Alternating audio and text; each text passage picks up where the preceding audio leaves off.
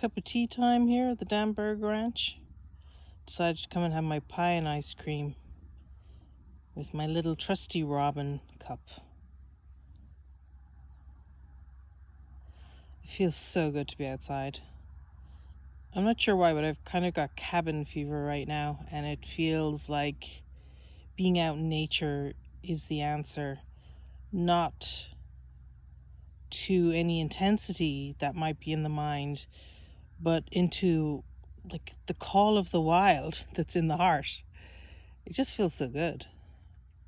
I definitely feel I'm being moved into a new sphere, a new time of deepening and moving on is kind of what I'm hearing. And I'm not sure how that will look, but I'm definitely sure of how it will feel. And right now, it feels epic. It feels like wide open blue yonder kind of rolling hills feeling. So maybe we're getting back on the road. I don't know. We have to be told all these things.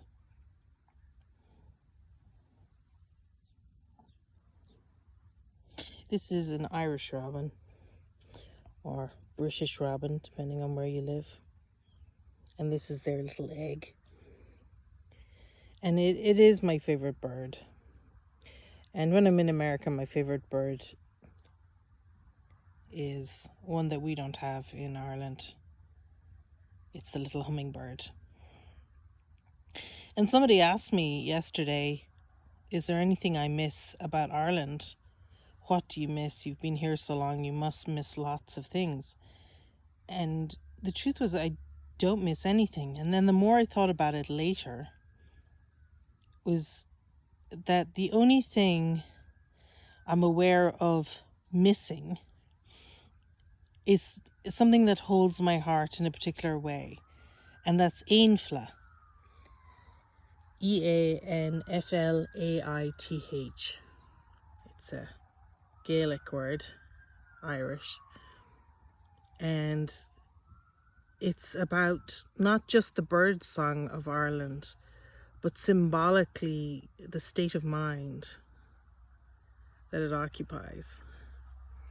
And I feel like that's not quite the same state of mind here, and it's not missing or omitted in any way, but it's just a very particular experience that I seem to have, at least thus far, in Ireland. And I'll give you the definition at the end of what Ainfla really means, the proper definition. But for me, it's that one mind experience. It's that universe, that one song that we're all singing in our heart.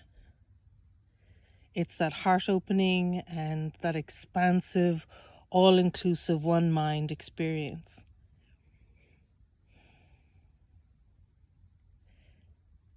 And in some miraculous way, it's conveyed through the bird song of Ireland.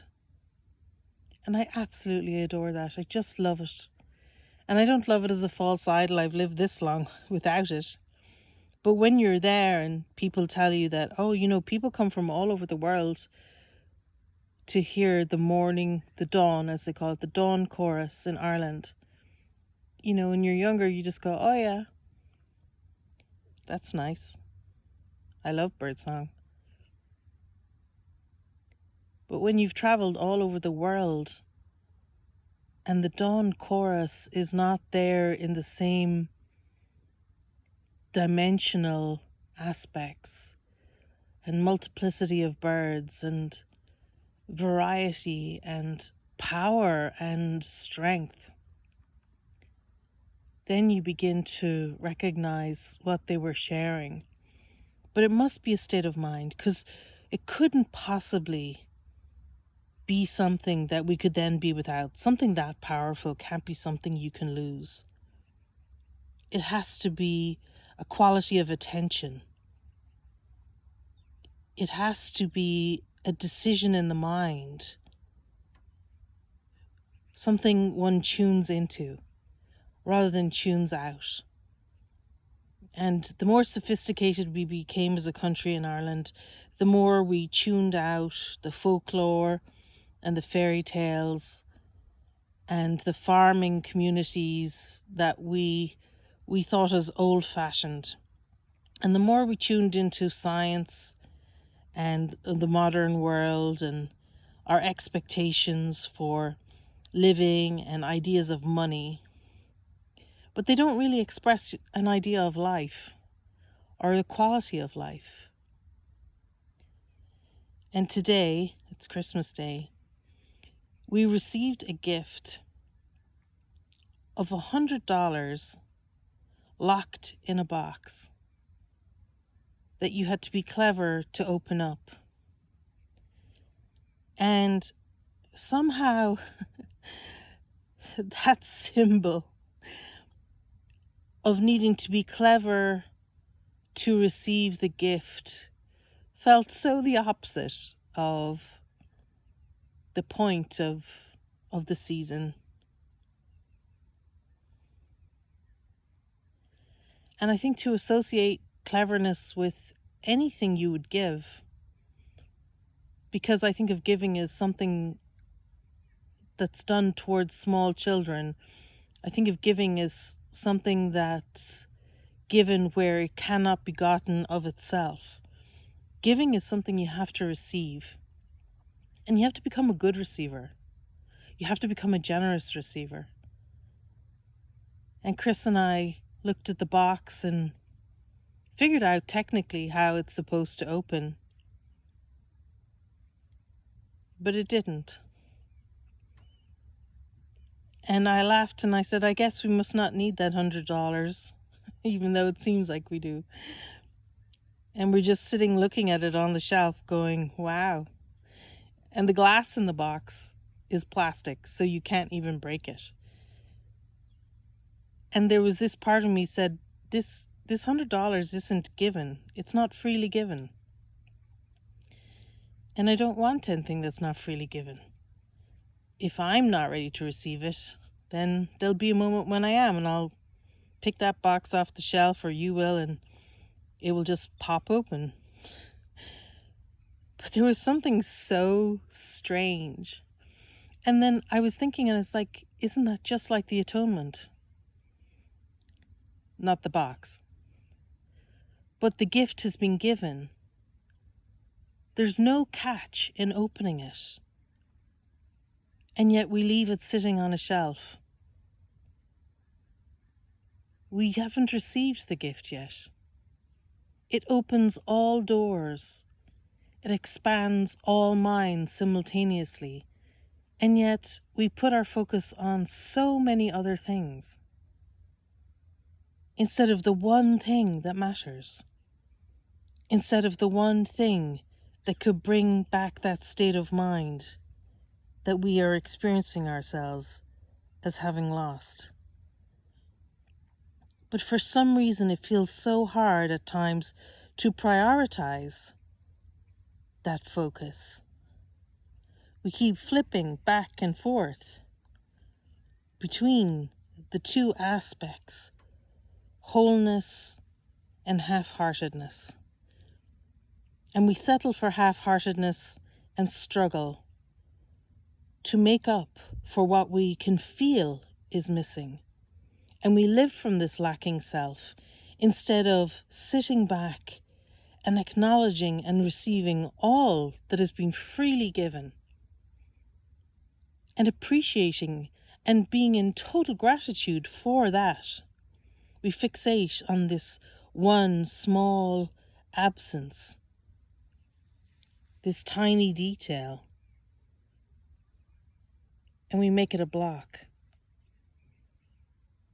We fence ourselves off from our magnitude, and we cry alone in the wilderness instead of peeling back to the vision of the Holy Spirit, where everything is given.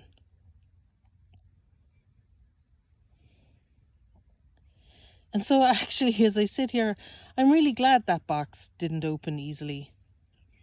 And I'll tell you why.